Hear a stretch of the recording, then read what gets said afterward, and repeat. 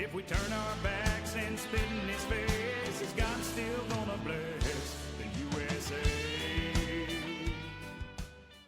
The term holy wars evokes images of knights clad in chainmail, banners emblazoned with crosses, and armies crossing continents in the name of faith. Among the most infamous and enduring examples of such wars are the Crusades, a series of military campaigns waged between the late 11th and 13th centuries, primarily by Latin Christian Europe against Muslim-controlled territories in the eastern Mediterranean. These conflicts, spanning nearly 2 centuries, were not only land battles, but also wars driven by spiritual, political, and economic motivations that profoundly shaped the course of world history. The Byzantine Empire, facing encroaching Turkish forces, appealed to Western Christendom for military assistance. The call found a receptive ear in Pope Urban II, who at the Council of Clermont in 1095 urged Christian warriors to take up the cross and journey east in defense of their faith and the Holy Land. The Pope's speech reverberated across Europe. His message was both a rallying cry and a spiritual promise. Those who participated in the campaign would be absolved of their sins. The notion of holy war became sanctified through religious rhetoric, transforming the act of warfare into an expression of piety. The First Crusade, 1096 to 1099, stands as perhaps the most dramatic and successful of the crusading campaigns. Tens of thousands of knights, foot soldiers, and even peasants responded to the papal call, embarking on a perilous journey to the Levant. The march eastward was fraught with hardship, famine, and violence, not only against enemies, but tragically against local Jewish communities in Europe, as bands of crusaders perpetuated massacres in the name of religious purification. Greetings, Patriots. I'm Perry Green. Welcome to this God in America podcast. Most of the wars I have read of or witnessed were anything but a holy cause. Sincere Christians of all ages have opposed conflict. Some refuse to even fight in self-defense. Others maintained conscientious objector status and served in the military. Desmond Thomas Doss is the only conscientious objector to have received the Medal of Honor during World War II. He was a Seventh-day Adventist drafted in April 1942 and served as a combat medic in the 77th Infantry Division. Doss was twice awarded the Bronze Star Medal for his actions on Guam and in the Philippines.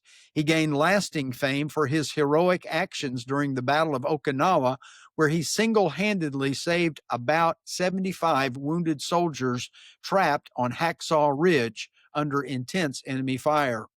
His actions earned him the Medal of Honor, which President Truman presented on October the 12th, 1945. Sometimes war is justified, but we must exercise caution. The wise man wrote, "To everything there is a season, a time for every purpose under heaven." And he ended his list with a time of war and a time of peace. While peace is best, there are times when we must protect life and property.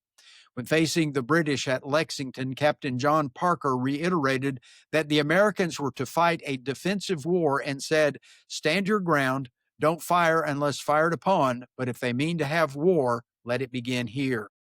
As odd as it may sound, according to Exodus 15, verse 3, God is a warrior who enlists us in the fight of the ages. He sends war, according to 1 Chronicles 15:22, and trains his people for conflict, according to Psalm 144, verse 1. He took down the walls of Jericho and led his people to conquer Canaan in Joshua chapter 6. We realize that all warfare is not conducted on the bloody battlefields with the latest weapons. Sometimes it is fought in the State House, where godly and ungodly politicians argue over the laws of the land and whether God will influence their decisions or not. Some wars are fought in public schools. We once held our education institutions in high esteem because God's word was taught there and standards were elevated. Noah Webster wrote, "Education is useless without the Bible." He also said, "In my view, the Christian religion is the most important and one of the first things in which all children under a free government ought to be instructed.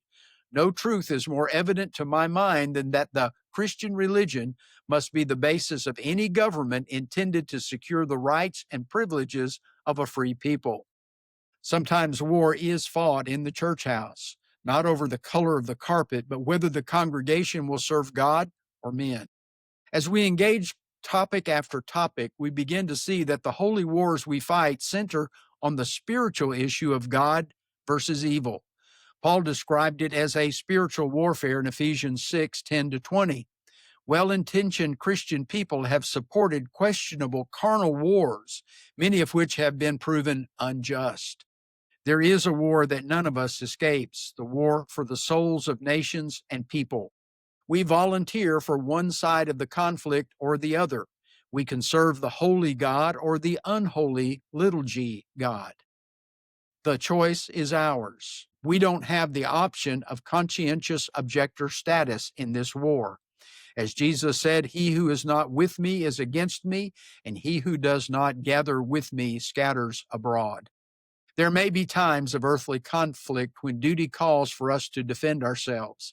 However, we are constantly engaged in the spiritual warfare that will determine our eternal destinies. We can choose to be with or against Jesus and the hosts of heaven. Well, thanks for being with us today. Please like, follow, share, and subscribe to our podcast. As we close, let's keep the light of choosing God's service burning.